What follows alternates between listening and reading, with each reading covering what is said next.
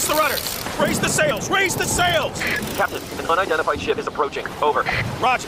Wait, is that an enterprise sales solution? Reach sales professionals, not professional sailors. With LinkedIn ads, you can target the right people by industry, job title, and more. Start converting your B2B audience today. Spend $250 on your first campaign and get a free $250 credit for the next one. Get started today at linkedin.com/campaign. Terms and conditions apply. Tuesday on NBC, Jimmy Fallon and Bozoma St. John host the highly anticipated new competition show. I hired 10 creatives from all walks of life. They will be battling it out to see who can impress the world's biggest brands. This is a huge opportunity. This is the battle for the next big idea. This is not play. We're spending millions of dollars. I'm so excited to embark on this adventure with all of you. May the best idea win! On Brand with Jimmy Fallon. Series premiere Tuesday on NBC. This is Optimal Work Daily, the 4 crucial mistakes companies make during downturns, by Christine Comaford of SmartTribesInstitute.com. Now that we're starting to see signs of economic recovery, it's key to assess where we've been, the mistakes we've made, and how to course correct for the next burst of growth. Here's the reality. Companies make mistakes all the time. In an economic downturn, however, avoiding the big slip-ups becomes all the more crucial. When the heat is on, some CEOs will react impulsively, and while this may earn them some points for courage and speed, in a rough economy, one needs to take the long view and pace themselves. To get funded, stay funded, and even outstretch your day-to-day cash flow, you'll need to avoid some key mistakes. And if you've made them already, it's time for a strong course correction. Please know that I've made every single one of the following, which is why I'm so passionate about helping to prevent these energy and time suckers. Here are my top 4 mistakes to avoid during a downturn. Number 1, hasty hiring. Result, bad hires who are costly and time-consuming. It's better to try out new staff members as independent contractors first. Then, after you're confident that they work well with your team and share your values, bring them on as permanent hires. When you're overwhelmed and overworked, it's easy to make hiring mistakes. That's why relying on contractors is a great policy. Check out sites like TaskRabbit, Marketing Sherpa, or Noon Dalton for administrative, virtual marketing, bookkeeping, and other help. Rates can be surprisingly low, and don't make the mistake of staffing up fully only to discover that your business operates in waves. Have a lean team and hire extra hands for the heavier times. Try out your team members before making them permanent. Number 2, pausing your profit.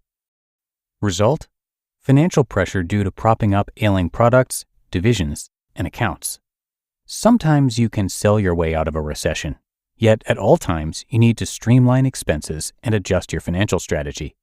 One of our clients recently outsourced an entire division of their company. It hadn't been profitable and the other divisions were supporting it financially. Yes, the decision was painful and resulted in a layoff, yet it had to happen for the health of the company. The outsourced division now generates a healthy profit. Another client pays increased commission for selling higher margin products. We laid out a super compelling plan, and the sales force is now focused on the products that are best for the company's bottom line and, coincidentally, best for the customer. Now is the time to course correct if you've undercharged clients too. This often happens when we're desperate to close a sale without keeping an eye on generating enough profit. We're helping 2 of our clients to right-size some of their clients. With a stronger, more resonant value proposition, this is doable. Craft the message, collaborate with the client on key success metrics, report on the metrics monthly, and get the account to the level that is fair and profitable for you. Resenting a client because you undercharge them is something you never want to do, ever. Number 3, skipping the 6-month plan.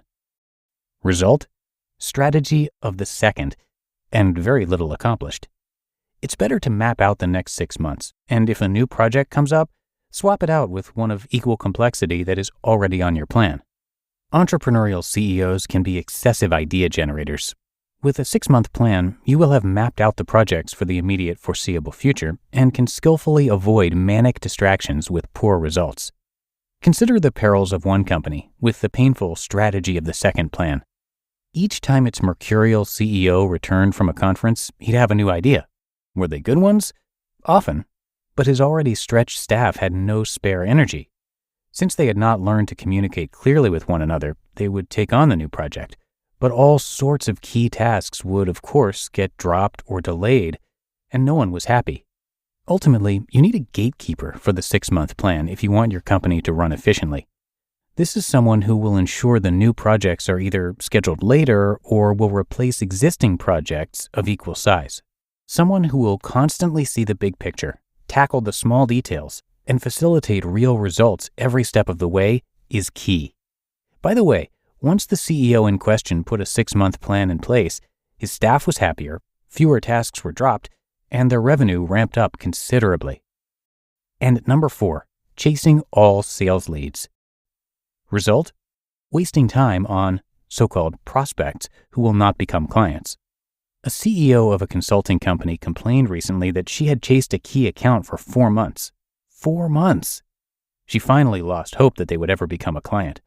When asked if she had a disqualification process, she hesitated. Here's the net-net. You only want to spend time with real prospects. Create a disqualification process so you can quickly remove contacts from your sales pipeline that will most likely never buy your product or service or have no intention to buy it in the near term. In tough economic times especially, you must focus your energies on productive revenue streams. We have all made mistakes in business. The point is to course correct constantly. Spot a mistake and take action to correct it.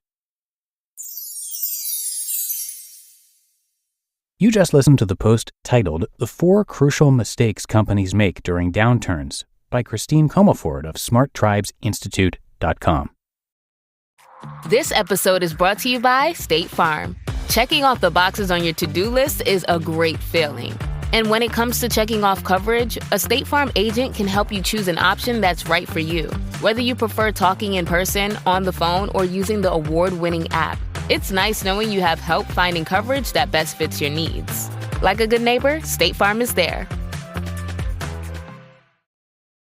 So good, so good, so good. New fall arrivals are at Nordstrom Rack stores now. Get ready to save big with up to 60% off Vince, Kurt Geiger London, and more. How did I not know Rack has Adidas? Because there's always something new. Join the Nordy Club at Nordstrom Rack to unlock exclusive discounts on your favorite brands. Shop new arrivals first and more. Plus, get an extra 5% off every Rack purchase with a Nordstrom credit card. Great brands, great prices. That's why you Rack.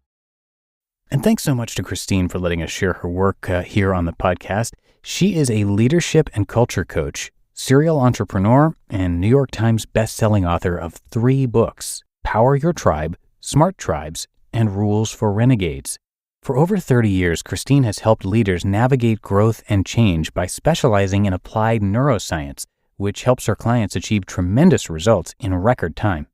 As an entrepreneur, she built and sold 5 companies with an average ROI of 700%, and she was also a software engineer in the early days of Microsoft and Apple. Come by smarttribesinstitute.com to learn a lot more about Christine and her work, and check out the resources there. I've got that linked in this episode's description for you. You can also find it at oldpodcast.com. All right, that's going to do it for today. Hope you enjoyed the post, and I will be back again with you tomorrow to read another post, and that is where your optimal life awaits.